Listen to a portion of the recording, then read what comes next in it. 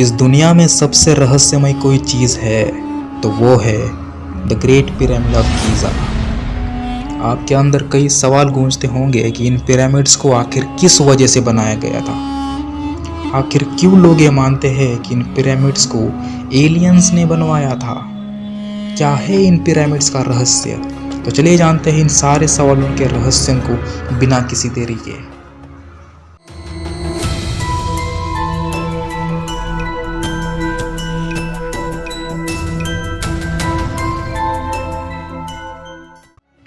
Egypt, इन pyramids का अपना घर। दोस्तों, the great pyramid of Giza को फारो खुफू ने साल 2560 BC में बनवाया था, जो नाइल रिवर के किनारे पर स्थित है। इसकी हाइट 147 मीटर्स यानी कि 481 फीट थी, लेकिन आज के समय में यह हाइट घटकर 139 मीटर्स हो गई है। इसका वजन 60 लाख टन बताया गया है। The second largest pyramid, the pyramid of खाफरे, जिसे फारो खुफू के बेटे फारो खाफरे ने साल 2532 BC में बनवाया था, जिसकी हाइट आज के समय में 136 मीटर्स है। और आखिरी तीसरा पिरामिड, जो इनमें से सबसे छोटा है, द पिरामिड ऑफ मेनकौर, जिसे बनाया था फारो खाफरे के बेटे मेनकौर ने साल 2510 BC में। इसकी हाइट है 65 metres. Reason to build pyramids. कोई एक्सप्लेनेशन ना होने की वजह से आज तक यही माना गया है कि राजा और रानी के कब्र को रखने के लिए इन पिरामिड्स को बनाया गया था, फॉर ममीफिकेशन। लेकिन चौंका देने वाली बात तो यह है कि अभी तक एक भी ममी इन पिरामिड्स से नहीं मिली। तो आखिर इन पिरामिड्स को क्यों बनवाया गया? दूसरा रीज़न ये हो सकता है कि शायद वो उस समय का एक पावर प्लांट था, जिसके जरिए एलियंस इजिप्शियन के साथ संपर्क किया करते थे। How pyramids were built. 4000 साल पहले ना कोई टेक्नोलॉजी थी, ना कोई क्रेन्स थे, ना कोई व्हीकल्स थी, और ना ही तब व्हील्स का आविष्कार हुआ था। क्या इसे इंसानों ने बनाया या फिर एलियंस? खैर जो भी हो, हम जानेंगे थियरीज को। पिरामिड्स को बनाने के लिए 23 लाख लाइमस्टोन्स का यूज़ किया गया था। एक लाइमस्टोन का वजन 2.5 टन से लेकर 80 टन तक है। 8000 ton granite, 5 lakh ton mortar यानी कि उस समय का सीमेंट, जिसे आज तक हम नहीं बना पाए। लेकिन अब सवाल उठता है कि इन लाइमस्टोन्स को इवनली कट कैसे किया गया। उस समय में कॉपर का सबसे ज़्यादा यूज़ हुआ करता था, इसके चलते कॉपर के मेटल से इन लाइमस्टोन्स को कट किया गया। The great pyramid of Giza को बनाने के लिए 20 साल का समय लगा था। इसमें 20 से 30 हजार वर्कर्स डेली 10 घंटे काम करते थे। दूसरा सवाल यह आता है कि इतने भारी भरकम स्टोन्स को आखिर इतनी ऊंचाई पर कैसे रखा होगा। इस पर कई सारी थियरीज है, जैसे कि ramp theory, water shaft theory, limestone concrete theory, etcetera etcetera. लेकिन रैंप थियरी को सबसे ज़्यादा मान्यता मिली। सारे वर्कर्स को ये पता था कि इतने भारी पत्थर को अपनी अपनी जगह पर रखना इतना भी आसान नहीं होने वाला है, इसलिए उन्होंने रैंप सिस्टम का इस्तेमाल किया, जिसमें 3 टाइप्स के रैंप्स बनने थे। पिरामिड्स के 1/3 हिस्से में सबसे भारी पत्थर यूज होने थे, ताकि उसका बेस स्ट्रॉन्ग रहे। इसलिए 30 डिग्री वाले स्लोप का रैंप बनाया गया। लेकिन इतने भारी पत्थर और ऊपर ले जाने के लिए रैंप का स्लोप बढ़ाना पड़ता, और वर्कर्स के लिए ये इतना भी आसान नहीं था। तो इसलिए उन्होंने ऊपर के हिस्से में स्पाइरल रैंप बनाए, एक बाहर की तरफ से और एक अंदर की तरफ से। बाहर का स्पाइरल रैंप 50 टन के पत्थर ले जाने के लिए बनवाया, और अंदर का रैंप 1 से 2 टन वाले पत्थर को ऊपरी लेयर तक पहुंचने के लिए बनवाया गया। बाद में जो पत्थर रैंप के लिए यूज किए गए थे वो निकाल दिए गए, और बाहर की तरफ से लाइमस्टोन से एक चमकता कवर बनवाया। और अब तैयार है the great pyramid of Giza, जो 50,000 स्क्वायर किलोमीटर जगह लेकर शान से खड़ा है। Interesting facts about pyramids. Pyramids के सारे फैक्ट्स तो आपको पता ही होंगे, लेकिन मैं आपको ऐसे 2 फैक्ट्स बताऊंगा जो आपको नहीं पता।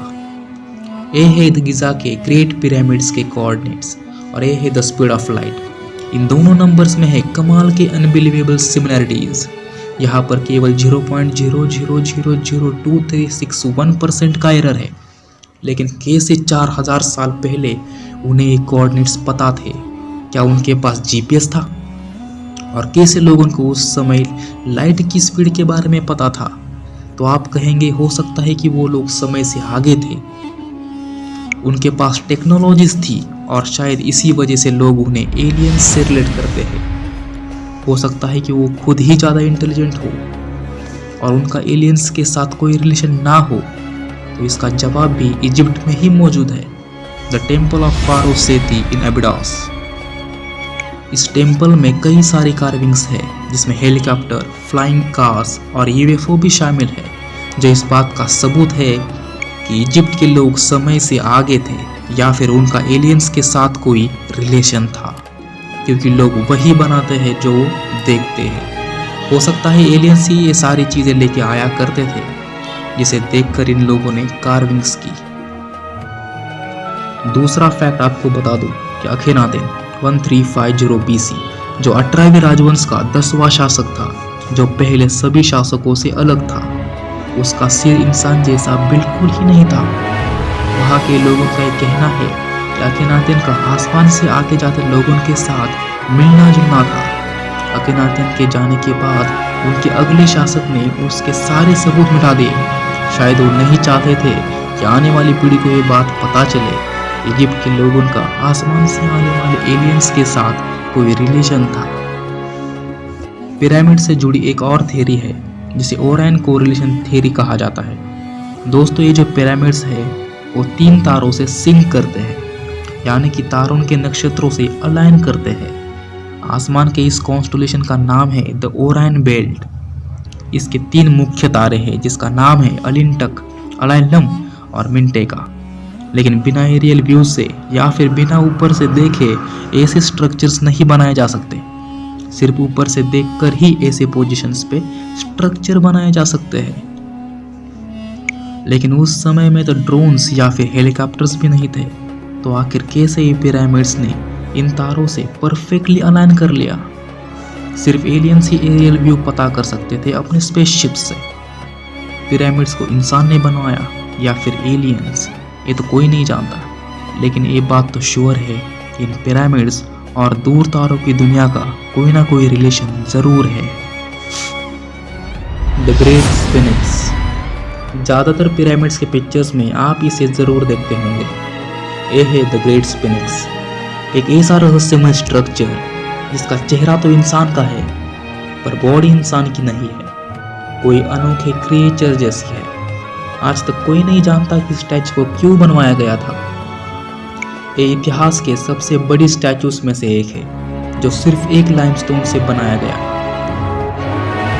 इसलिए इसे दुनिया की सिंगल स्टोन स्टैचूज में के लिस्ट में रखा गया है। इसकी लंबाई 73.5 मीटर्स है और इसकी ऊपर की हाइट 20 मीटर्स है। लेकिन इस स्टैचू के नीचे भी 2 टनल्स मौजूद है। इसके बारे में हम फ्यूचर में आने वाली वीडियोस में जानेंगे। आज भी पिरामिड्स को एक्सप्लोर करना बाकी है, कई सारे रहस्यों के बारे में पता लगाना आज भी बाकी है। तो दोस्तों, आपको क्या लगता है पिरामिड किसने बनवाया? हमें कमेंट बॉक्स में ज़रूर बताएं। अगर वीडियो थोड़ा सा भी पसंद आया हो तो चैनल को सब्सक्राइब करें। तो मिलते हैं अगली एक रहस्यमय वीडियो में। तब तक के लिए धन्यवाद।